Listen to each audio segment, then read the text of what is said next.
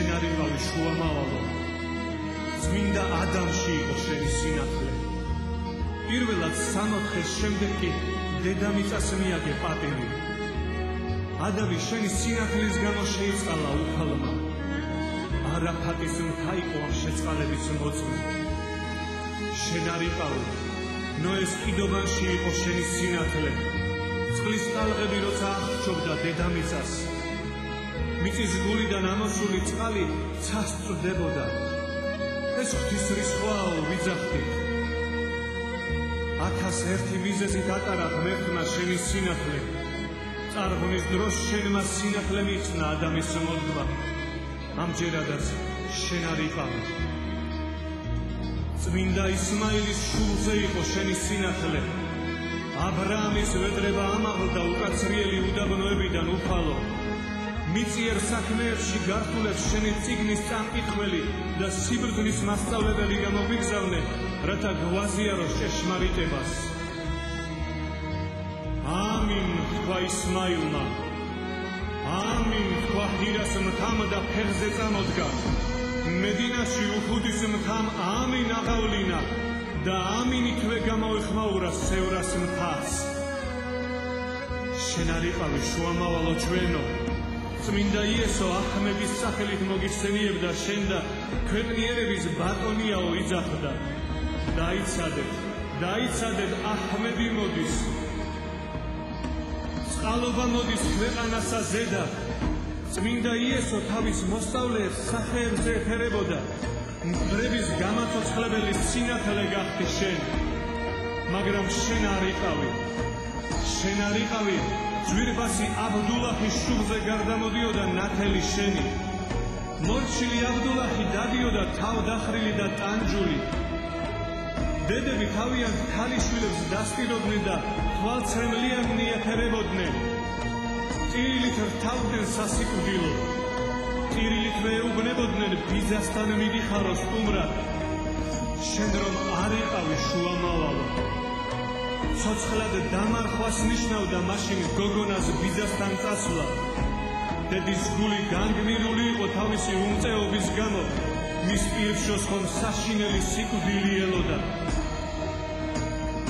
უკანასკნელად ბავშვის მიწაში ჩამარხვისას მას დედის სახით ანგელოზი მოევლინა და ხელში აიყვანა.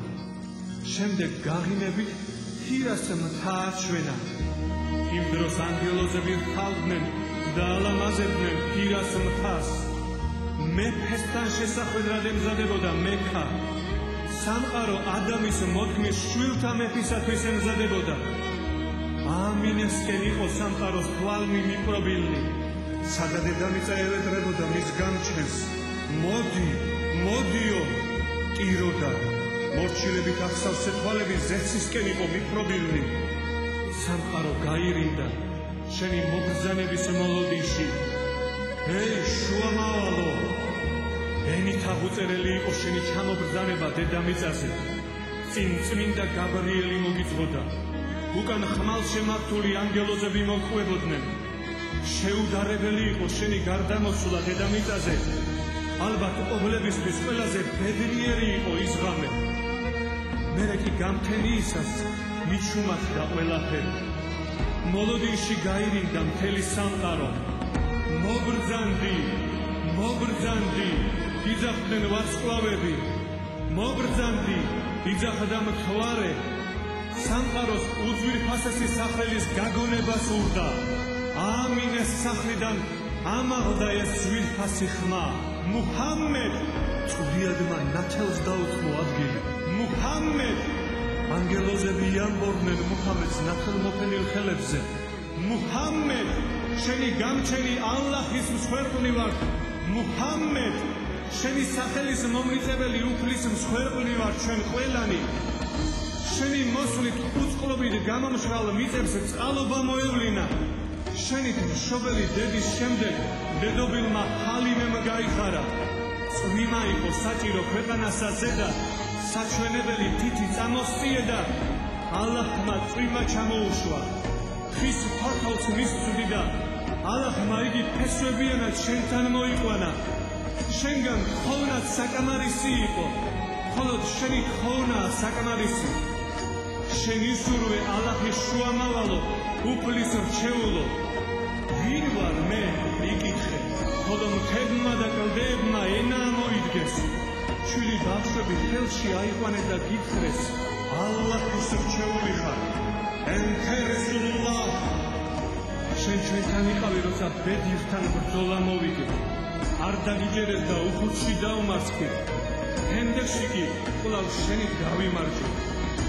მედგარი მეომრები ყავდა, თავგანწირული მეომრები. ენესი ყავდა ღვთის რჩეულო, უხუცში დაღუპული ეგონე. თანამებრძოლ ჰკითხა, აქ რატომ ზიხარქო? მათაც უთქვა, ალაჰის შუამავალი მოგვიკლესო. ის დაიღუპა, ჩვენ სიცოცხლეს რაღა აზრი აქვს. მას ავდგეთ და მის მსგავსად მოვკვდეთ ყველანი ბრძოლის ველზე. გაცხარებულ ბრძოლაში ჩაება და გმირულად დაეცა. წმინდანად შედაცხეს იგი, თანაც როგორ დაეცა, მტერმა ნაკუწ აჩეხა მისი სხეული. ენესის ამოცნობა შეუძლებელი იყო, ხოლო თავისმა დამამოიცნო იგი ქითები. მუსა ბინ უმეირი უჰუდში მედროშედ ყავდა. შენს მიმართ ისეთი სიყვარულით იყო გამსჭვალული, რომ დიადმა ღმერთმა უჰუდში ანგელოზები მუსაბის სახით ჩამოუშვა ციდან. ან კიდევ ებუ ჰურაირა, რომ მოშივდებოდა სამლოცველოს წინ შეჩერდებოდა და შემოხედავდა. შენ გაიგებდი მის გულის ნადებს და ასე მიმართავდი. ჰეი, ებაჰმირ, წამოდი ჩემთან ერთად. ახლა შენ წახვედი ამ ქვეყნიდან. შენი წასვლით მწუხარებამ დაისადგურა. შენი მონატრებაღა დაგვრჩა გულებში. ბილალმა ეზანის კითხვა ვეღარ შეძლო. როცა მუჰამედ რესულულაჰის წარმოთქმა სცადა, მუხლებზე დაეცა და გული წაუვიდა. გრძნობა დაკარგა. მას შემდეგ დღეები თვეებად, თვეები წლებად, წლები კი საუკუნეებად გადაიქცა. ჩვენ უშენობაში აგვეხილა თვალნი. შენ არ დაგტოვე. შენ ყოველთვის არსებობდა ხარ წმინდანთან ბრძანებელო. შენ ცოცხალი ხარ, როცა წმინდანებად შერაცხულმიც არ ითვლებიან გარდაცვლილებად. შენი სიკვდილი როგორ ვიწმუნოთ შუამავალო.